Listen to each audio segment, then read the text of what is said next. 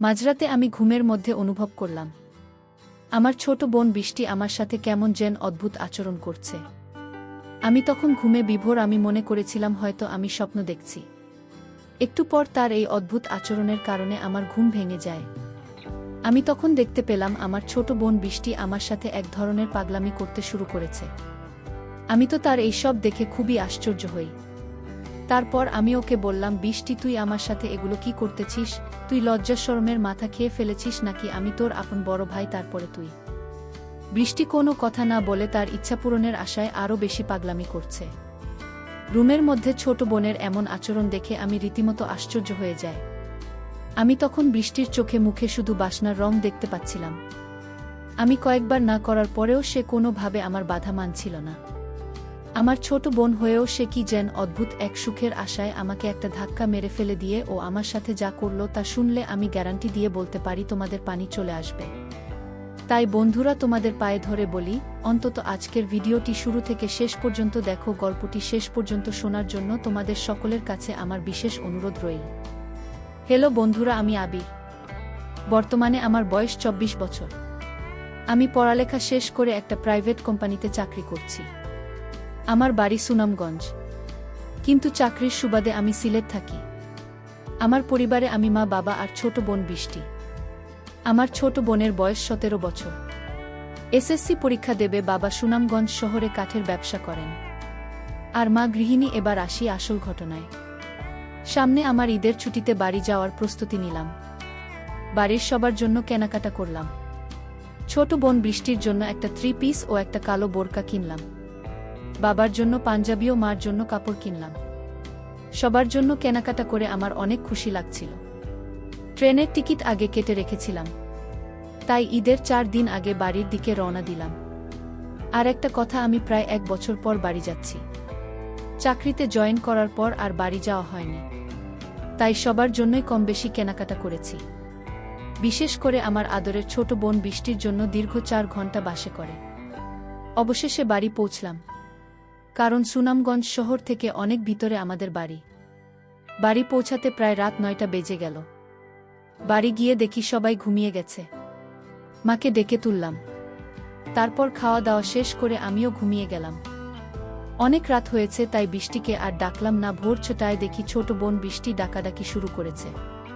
রুমের দরজা খোলা ছিল, তাই ও বিছানার পাশে গিয়ে ভাইয়া ভাইয়া বলে ডাকছে আর বলছে, ভাইয়া আমার গিফট কোথায়? আমি ঘুম ঘুম চোখে বলছি, যা এখান থেকে পরে নিস, এখন আমাকে ঘুমাতে। কিন্তু ও নাছোড় বান্দা, ও গিফট নিয়ে যাবে না। তাই আমার গায়ের কম্বল ধরে টান দিয়ে কম্বল নিয়ে গেছে। আমি লাফ দিয়ে উঠে দেখি আমার অবস্থা খারাপ। আমার তো লজ্জা অবস্থা খুবই খারাপ। আর এদিকে ও খিলখিল করে হাসছে আমাকে। এই অবস্থায় দেখে আমি তাড়াহুড়ো করে বিছানার পাশ থেকে উঠলাম আর ভালো করে ওর দিকে তাকালাম। ওকে যেন আমি চিনতে পারছি না। এই 1 বছরে কত বড় হয়ে গেছে। একেবারে অচেনা লাগছে তার রূপ আর সৌন্দর্য যেন উপচে পড়ছে।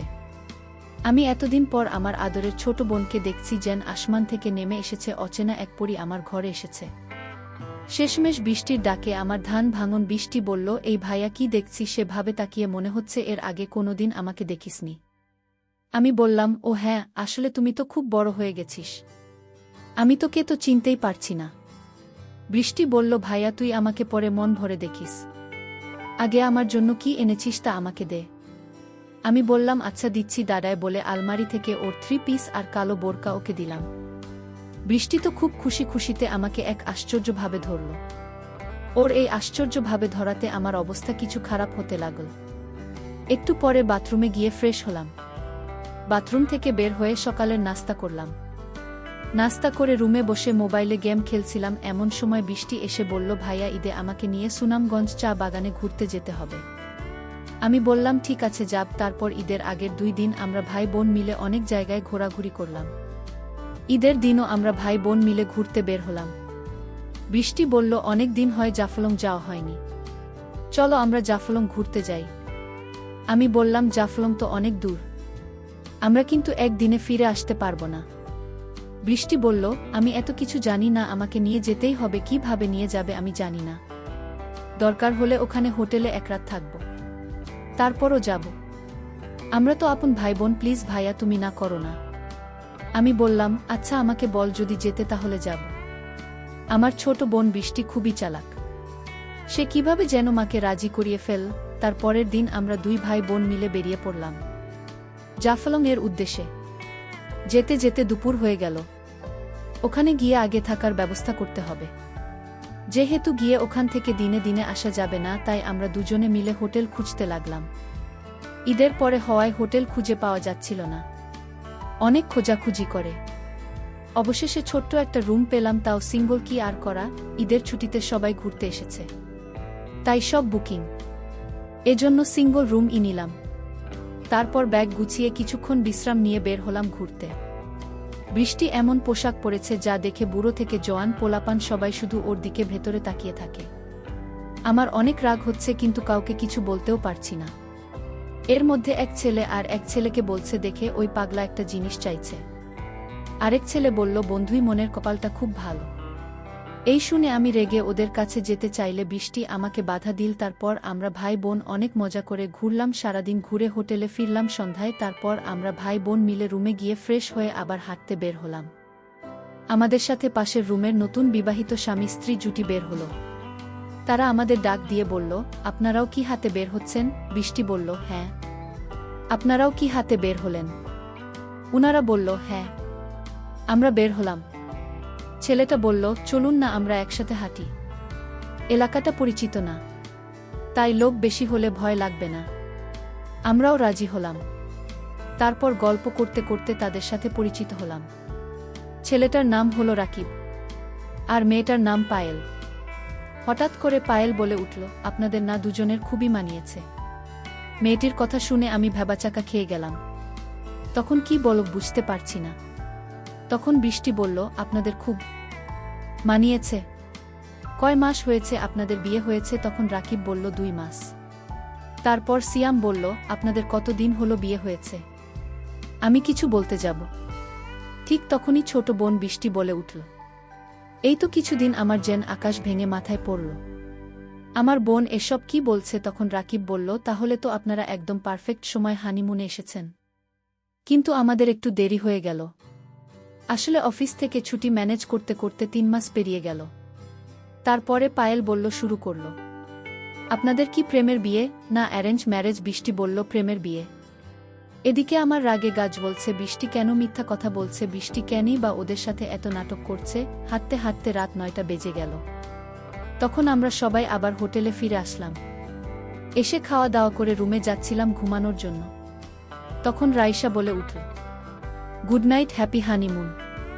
মজা করে টাইমগুলো কাটান, এই টাইম আর ফেরত পাবেন না। বৃষ্টিও কম না।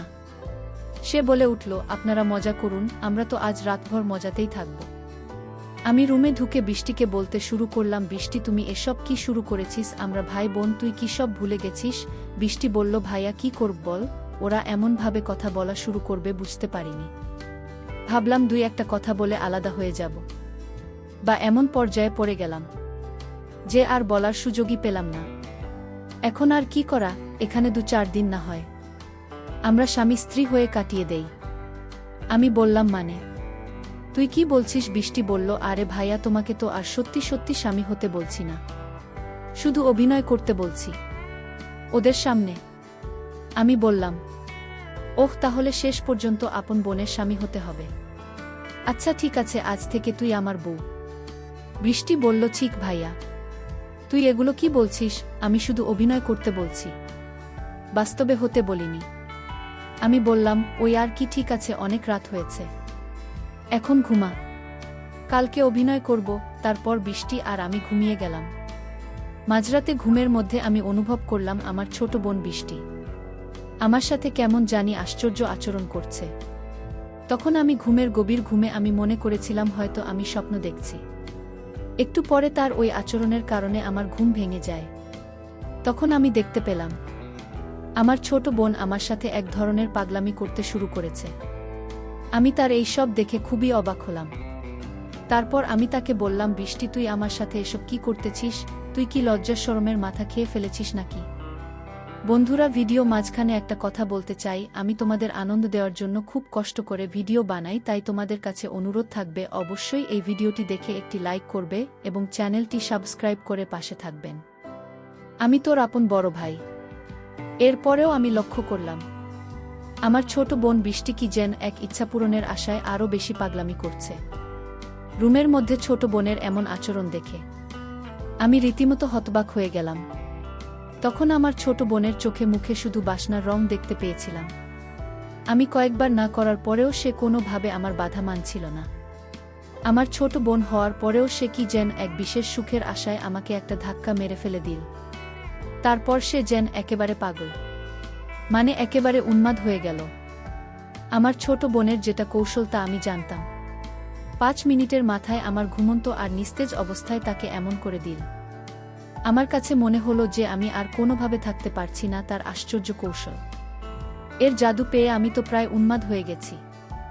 সবশেষে আমার এমন অবস্থা হলো, তখন আমি বন্ধুরা সেই বিষয়টা আর ভাবার কোনো সুযোগ পেলাম না যে কে ভাই আর কে বোন। তখন শুধু মনের মধ্যে একটা ইচ্ছা, পাশে থাকা মেয়েটিকে আপন করে পাওয়ার। কিন্তু মেয়েটি যে আমার আপন বোন তা আমার মাথায় নেই। এই সময় বন্ধুরা এমন অবস্থা হয় তখন কোনো কিছু বোঝার অবস্থা থাকে না। আমারও ঠিক সেই রকমই হয়েছিল। আমার কাছে মনে হয়েছিল যেন আমি মোমো আর আমার পাশে যেন আগুন জ্বালিয়ে রাখা হয়েছে। সেই আগুনের তাপে আমার সবকিছু গলে ছিন্নভিন্ন হয়ে যাচ্ছে। বারবার কেঁপে উঠছে আমার গা। আমিও তখন অজানা কোনো সুখের আশায় আমার ছোট বোনের সাথে তাল দিতে শুরু করলাম। সে আমার তাল পেয়ে মনে করল তার হাতে স্বর্গে এসে ধরা দিয়েছে। তখন আমি সিদ্ধান্ত নিলাম যা হবার হবে। এখন যে কঠিন সময় আমার কাছে এসেছে তার মোকাবেলা আমাকে করতে হবে। ছোট বোনের কাছে কোনো কিছুতেই আমাকে পরাজিত হতে দেওয়া যাবে না। তারপর আমি চরমভাবে নেমে গেলাম। যদিও আমার ছোট বোন আমার থেকে 6 বছরের ছোট। প্রথম আমি ভাবছি হয়তো সে আমার সাথে কুলিয়ে উঠতে পারবে না। তারপর আমি যা দেখলাম তাতে তো আমি পুরোই আশ্চর্য। প্রায় 1 থেকে 1.5 ঘন্টা এক নাগারে প্রদর্শন করার ফলেও সে বিন্দু পরিমাণ ক্লান্ত হয় নাই। প্রায় 1 থেকে 1.5 ঘন্টা পর কোনো এক রূপকথার রাজ্য থেকে মনে হলো আমরা পৃথিবীতে ফিরে এসেছিলাম। বন্ধুরা, তারপরেও সেখানে আরও একদিন থেকেছিলাম। আর সেই একদিনেও আমার ছোট বোনের সাথে আমার এরকমই হয়েছিল।